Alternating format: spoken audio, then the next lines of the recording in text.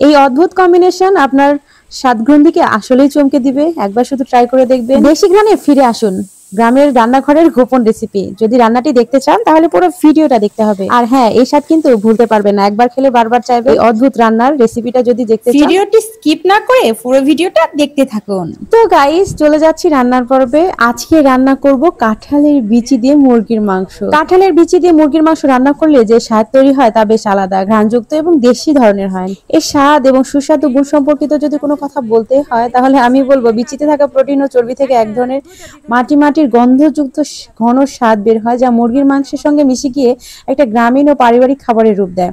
হালকা বাদামি ঘ্রাণ থাকে এতে, তবে বিচি সেদ্ধ বা ভাজা হলে তার ঘ্রাণটা অনেক বাদামের মতো হয়, যা মশলা দিয়ে রান্না করলে খাবারের একটা গভীরতা যোগ করে।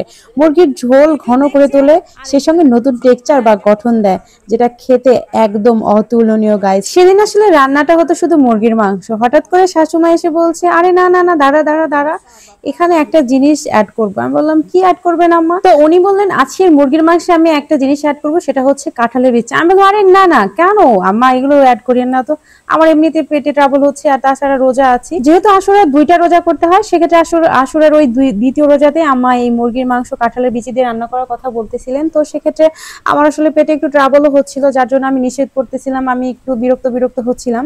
তো তারপর আম্মা বলছিল যে না, আমি কাঁঠালের বিচি দিয়ে মুরগির মাংস খাবোই খাবো। আসলে উনি তো নাসুর বান্দা, উনি আসলে যেটা বলেন সেটা করেই ছাড়েন। যদিও সব ক্ষেত্রে না, তবে কিছু ক্ষেত্রে একটু এরকম আছে, আর মানুষ তো এরকম থাকবে, স্বাভাবিকভাবে এরকম হওয়াটাই স্বাভাবিক।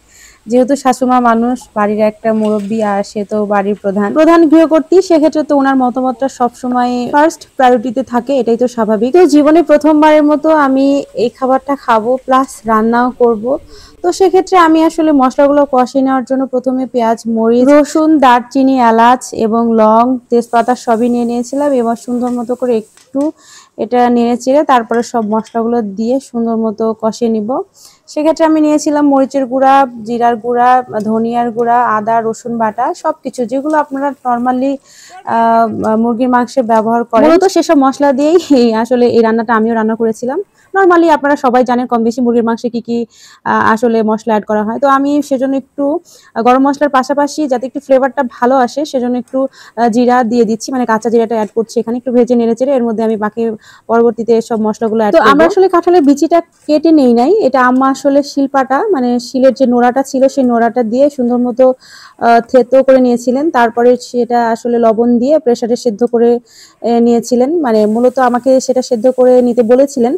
এই যে দেখেন সুন্দর মতো করে এটা থেতো করে তারপরে এটা লবণ দিয়ে এখন আমি সেদ্ধ করে নিব। পাশাপাশি আমি মুরগির মাংসের মশলাগুলো সুন্দর মতো কষিয়ে নিচ্ছিলাম। তবে একটা কথা বলে রাখা ভালো, যে এই বিচিটা আপনারা যখন প্রেসারে দিবেন সেটা 2টা সিটির বেশি দিবেন না, কারণ অতিরিক্ত গলে গেলে তখন আসলে ওটার স্বাদটা নষ্ট হয়ে যাবে। একটু হালকা সেদ্ধ করে নিলে হয় কি, ওটা মুরগির মাংসের সঙ্গে কষিয়ে নিলে তখন কিন্তু ওটার স্বাদটা একদম দ্বিগুণ হয়ে যাবে, সেই সঙ্গে ফ্লেভারটা কিন্তু বেশি থাকবে। তো এক্ষেত্রে আমি দিয়ে দিচ্ছিলাম ধনিয়ার গুঁড়া, তারপরে জিরার গুঁড়া, আদা বাটা, রসুন বাটা, হলুদ গুঁড়া, মরিচের গুঁড়া, সেসব মানে আমার উপকরণ, মানে মুরগির মাংস প্লাস কাঁঠালের বিচির অনুপাত অনুযায়ী আমি দিয়েছি। এটা আসলে আমি এক্স্যাক্টলি বলতে পারবো না যে মাংসটা কতটুকু ছিল, আমি আমার আন্দাজ মতো দিয়ে দিয়েছি। আপনারা আপনার আন্দাজ মতো দিয়ে দেবেন, কারণ মুরগির মাংস নর্মালি আপনারা সবাই রান্না করতে পারেন, এটা আসলে শেখানোর কিছু নাই। যার জন্য আসলে ওইভাবে আমি এক্স্যাক্ট মানে উপকরণের সব রেসিপিটা, ফুল রেসিপিটা আমি আপনাদেরকে দিলাম না, শুধুমাত্র রন্ধন প্রণালীটুকুই আপনাদের সাথে শেয়ার করলাম। তো গাইজ, আপনারা কে কে এই খাবারটি খেয়েছেন সেটা কিন্তু অবশ্যই কমেন্টে জানাবেন।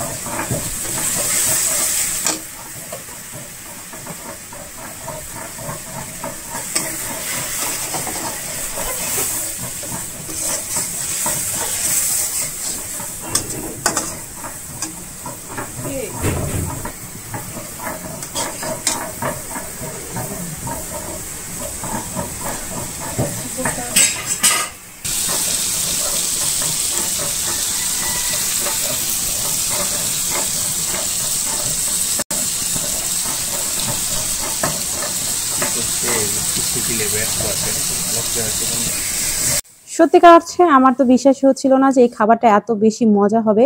যখন আমি রান্না করলাম তখন আমি ভাবতে পারিনি যে আসলে এত বেশি সুস্বাদু হবে। যখন আমি খাচ্ছিলাম তখন আসলে ফিল করতেছিলাম যে আসলে কি পরিমাণে টেস্টি ছিল রান্নাটা। Just wow and mind blowing guys.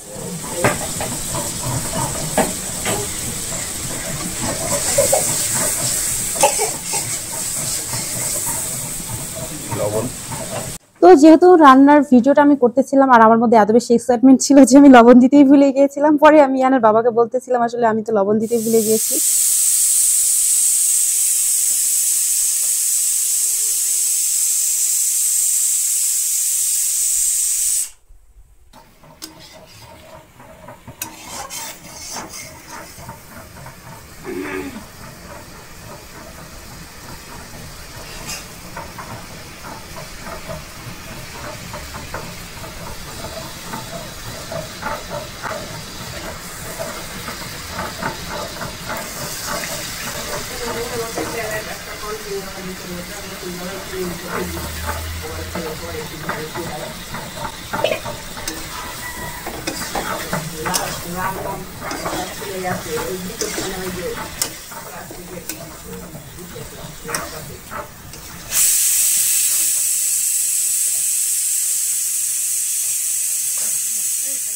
তো মুরগির মাংসটা একটু সামান্য পরিমাণে কষিয়ে নিয়ে তারপরে কিন্তু আমি কাঁঠালের বিচিটা দিয়ে দিয়েছি, যাতে মুরগি এবং এই কাঁঠালের বিচির মধ্যে সমপরিমাণে মশলাগুলো যাতে সুন্দর মতো ঢুকে, সেজন্য দিয়েছি। আমার বড় খালা আমাকে বলেছিলেন, আজকে উনি হয়তো নাই, উনি পরপারে পাড়ি জমিয়েছেন। তো খালামণির একটা কথা আমার এখনো মনে পড়ে। তো খালামণি বলতেন যে মাংস কিংবা মাছ যেটাই হোক না কেন, মশলা যত কষাবা তরকারি কিন্তু তত বেশি স্বাদযুক্ত হবে এবং তত বেশি টেস্টি হবে। কাঁঠালের বিচি দিয়ে মুরগির মাংস খেয়েছো কখনো? খেয়েছি মনে হয়।